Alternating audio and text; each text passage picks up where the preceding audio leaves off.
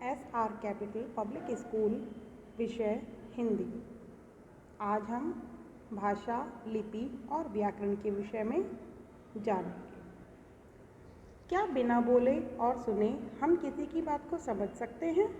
नहीं, ऐसा बिल्कुल भी संभव नहीं है।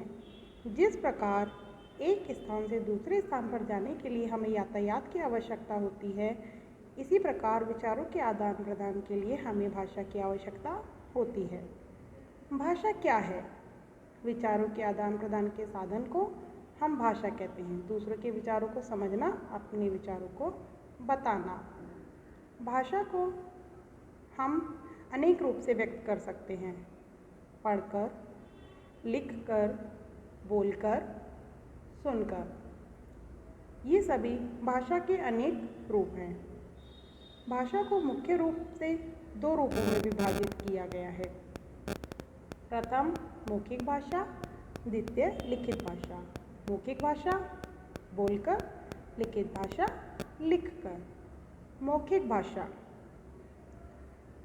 जब हम अपने विचारों को बोलकर एवं सुनकर प्रकट करते हैं तो वह भाषा का मौखिक रूप कहलाता है। जैसे भाषण, वाद विवाद, वार्तालाप करना। लिखित भाषा, जब हम अपने विचारों को लिखकर एवं पढ़कर व्यक्त करते हैं तो वह भाषा का लिखित रूप कहलाता है। जैसे समाचार पत्र पढ़ना, पत्र लेखन, कविता लेखन आदि। भाषा को लिखने के लिए हम विभिन्न चिन्हों का प्रयोग करते हैं। हिंदी भाषा में प्रयुक्त इन चिन्हों को हम लिपि कहकर पुकारते हैं। हिंदी एवं संस्कृत भाषा देवनागरी लिपि में लिखी गई हैं। अंग्रेजी भाषा रोमन लिपि में लिखी गई है। इसी प्रकार पंजाबी भाषा गुरुमुखी लिपि में लिखी गई है। तो आप सबने देखा, प्रत्येक भाषा की अपनी लिपि होती है। उर्दू भाषा फारसी लिपि में लिखी गई है। हमारे देश में अनेक भाषाएं बोली जाती हैं, जिसमें से 22 भाषाओं को स्वीकृति प्राप्त है।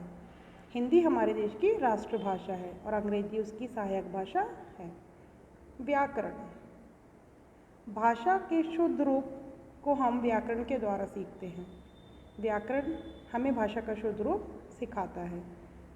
व्याकरण के अंतर्गत हम विलोम शब्द, पर्यायवाची, विशेषण, संज्ञा, सर्वनाम आदि विषयों का अध्ययन करते हैं, जिससे हमारी भाषा शुद्ध रूप एवं मानक रूप में प्रस्तुत होती है। Thank you. Please like and subscribe करें।